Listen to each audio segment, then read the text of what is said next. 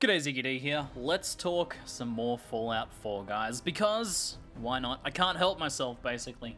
I need to talk some more about this game. I've been reading so much and absorbing all of the information about this game in the lead up to launch. I'm so freaking hyped, and it's actually becoming a bit of a problem, guys, because I'm actually traveling to PAX and BlizzCon at the moment, which normally I'd be like super hyped about, but my mind just keeps going back to Fallout at the moment. It's really becoming to be quite a bit of a problem, so hopefully making a couple of videos for you guys will help get some of that out of the way, and will help me, you know, focus on the task at hand a little more. So anyway, guys, in this video I want to talk about character progression and how it's changed in Fallout 4, because it's actually changed quite a great deal.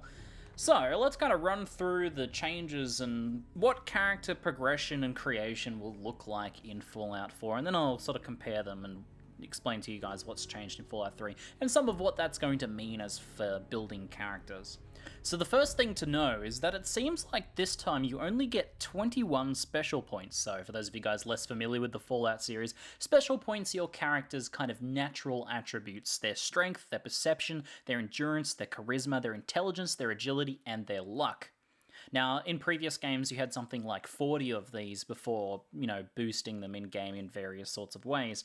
And special points have always been kind of, in the Fallout series, this fairly static, concrete thing about your character. It's like, this is your character's birthright. You can do a couple of things to enhance them, often temporarily. Things like drugs in the Fallout series would often enhance some of your special stats temporarily, and sometimes there was some things you could do to augment or improve your stats in small amounts. And for example, like in Fallout 3, you could collect bobbleheads, and one of each of those bobbleheads would be able to boost each one of your special stats by 1. Now, as I said, your character's special points have always been fairly concrete in the Fallout series, and we've often had more of them to begin with to actually spend on our character. So you can make a character that was had pretty high scores in 3 or even 4 special stats if you were willing to take a few points out of some of the other ones. Now, in Fallout 4, you start off with only 21 special points, so this is significantly less than what we've had to play around with in the past. Now, without even talking about the rest of the changes to the game's progression system, I kind of like this as a starting point, at least.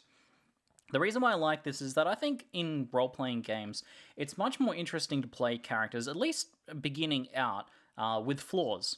Characters that are not good in certain areas, because that's what drives you into focusing on your character's strengths.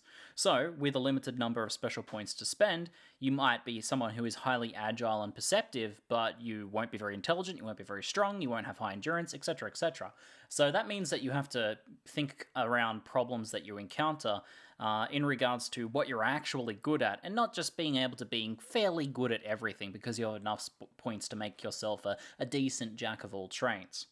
Now, an important point about Fallout 4 and why we do begin with less of these special stats, and I hope that part of the reason is to make it so that we start out with more flawed characters, which I do really like, as I explained, but part of the reason is that every time you level up now in Fallout, you get a perk point which can instead be spent on one of your special stats to improve it by 1. So every single level you get, you have the option to improve any one of your special stats by 1 point. So now we're going to start off with a weaker, more flawed character that instead has much more opportunity to grow over the course of the game, and I quite like this set of changes there. Now, this does come at a cost, because every time you level up, you're gaining actually a perk point, a point that you can spend on either a perk, which can do many things for your character, as I'm going to explain in just a moment, or you can instead spend it on a special point. So there is a decent opportunity cost to consider there, and your way you build and progress your character is going to be pretty important. Like, how you spend these points is going to be pretty important in regards to which order you get things in particular. So the next thing that I want to talk about is how perks have changed in Fallout 4, because these have changed a great deal as well. So perks are now assigned to certain special values. As you can see on this image here on screen, there's this entire chart of special values. Special stats range from 1 to 10. And on each one of these, so on Perception 7, on Perception 6, on Strength 9, etc., etc., on each one of those special values, for each different special stat, you now have a perk. Now, many of these perks also have multiple ranks that you can get as well. So, for example, you might be able to spend 1 point in a perk and then come back later and spend another point in it to increase the perk's power or to gain some extra effect. Another important point I'd like to mention is that you can also get perks now in any order. A lot of perks in previous games, for example, they only came every 2 levels, and they had like a kind of like usually a more stranger effect on your character, and many of them would be restricted by the amount of special stat you had, but also the level of your character. Like you could only get this certain perk at level 10 plus, for example. Now you can get any perk in a game at any level, so long as you have the prerequisite special point for it. So if it's a perception 7 perk, then you need that 7 or more perception to be able to get it.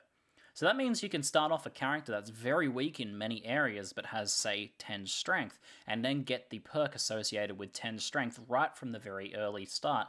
This means that the range of character builds that you're able to progress with and like the range of things you can do earlier in the game is going to be much greater, and that gives us a ton more freedom with how we build our characters. So here's the next and the most probably major change out of the Fallout series. Skills, which I'll show you here on screen from the previous games. There's always been this kind of skill system that you're able to spend a number of points in each level to improve your proficiency. You know, they range from small guns to lockpicking to sneaking to first aid, etc. Skills are gone, at least in this fashion. They no longer exist in this fashion where every level you spend a number of points to improve your proficiency in the skill. That simply doesn't exist anymore. So Fallout 4 has done a pretty bold new change here, and what they've actually done is they've rolled this old skill system into the new perk system. So you may recall that I mentioned that many perks have multiple tiers, and basically spending points on those perks will increase your proficiency at the skill related to that perk, in addition to giving you other perk bonuses like what you've expected to see in perks in previous games. For example, the well-known skill Sneak, it's been present in all of the Fallout games, allowing you to sneak around in the dark and avoid detection, is now an Agility 3 skill. So if you have 3 Agility or more, then you can spend a perk point when you level up on the Sneak skill/perk. Now, because many of these have multiple tiers, what happens is that some of these later tiers, some of the more powerful perks related to these skills that we used to be able to get in the past, will be on some of the higher tiers of those perks. So rather than just spending a couple points every level in Sneak and getting it to 25, 50, 75, etc. Sneak points, what you're doing is you're spending these perk points on the skill, which each time improves your proficiency in that skill, and then at the same time unlocks some related bonuses or additional abilities or additional benefits related to that sort of thing. A good example of this tier system in play is the Strong Back on the Strength 6 perk tier. Now, Strong Back has multiple levels, and each time you invest in Strong Back, you're able to carry more and more loot. Now, there's some additional benefits at some of the higher levels of this where you can do things like you can fast travel while being over-encumbered, or you can even sprint while being over-encumbered as you invest into Strong Back even more and more. Spend more perk points unlocking the higher tiers or higher ranks of that perk. So the final really major change here, and this kind of like ties all of these other changes together, is that there is no level cap in Fallout 4. What this means is that if you spend a long time and really power game one character, you could feasibly boost all of their special stats to 10 and unlock every perk. Now, that might not be possible with the amount of experience available in the game, but maybe with random encounters and things like that, you'd eventually be able to grind a character to that point. Another little side change that's kind of related to this lack of a level cap is that in previous games, intelligence has always been a skill that people would always put as many points into as possible because it would give you more skill points that you would be able to spend on your skills. So if you wanted a powerful character, no matter what type of character, even if you're playing like an unarmed character or a melee character or something like that, you'd want as many skill points to spend on those skills to improve your proficiencies as much as possible. So you would put a bunch of points into intelligence so that every time you leveled up, you got more skill points. Well, now intelligence doesn't give you any more skill points because there's no skill system, right? There's no points or skills to spend them on. So instead, what intelligence does now is it gives you an increased amount of experience gained. So whenever you gain experience, you get some sort of increase in experience. Now, we don't know how much this is now, and it could be quite a lot. So it could still be that we see intelligence being something where in some cases it might be better to boost a lot of intelligence early on and have a weaker character for a while, but then after you reach like level 7 or 8, depending on how it works out, then maybe your character starts to become more powerful from that point onwards. So you might be able to have kind of like a growth or a late bloomer style character with high intelligence. hopefully we find that this ends up being well balanced, and that it's nice to kind of put maybe an extra point or two into intelligence if you're already going for one of those perks, so that you can get that kind of high increased efficiency and experience gain. But I hope that it's not something that every character, again, puts 9 or 10 points into every single time.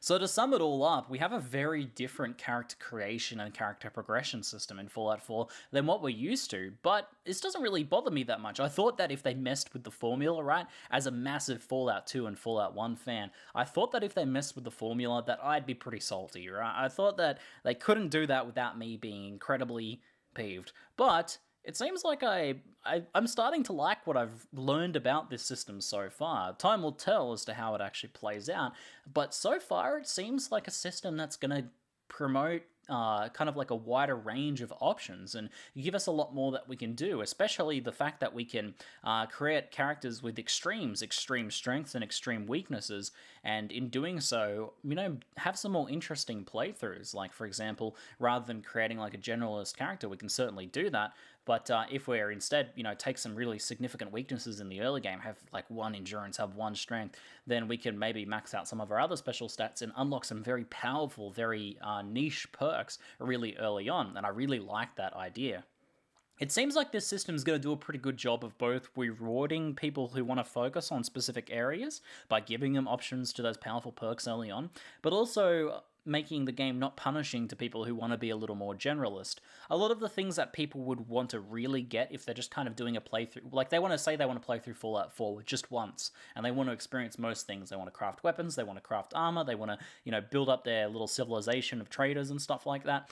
Then it seems like making a generalist character in that regard is really quite possible. Firstly, you can kind of, they're on fairly low, most of those kind of like key things are on fairly low special stats, so like 4, 5, or 6 at most.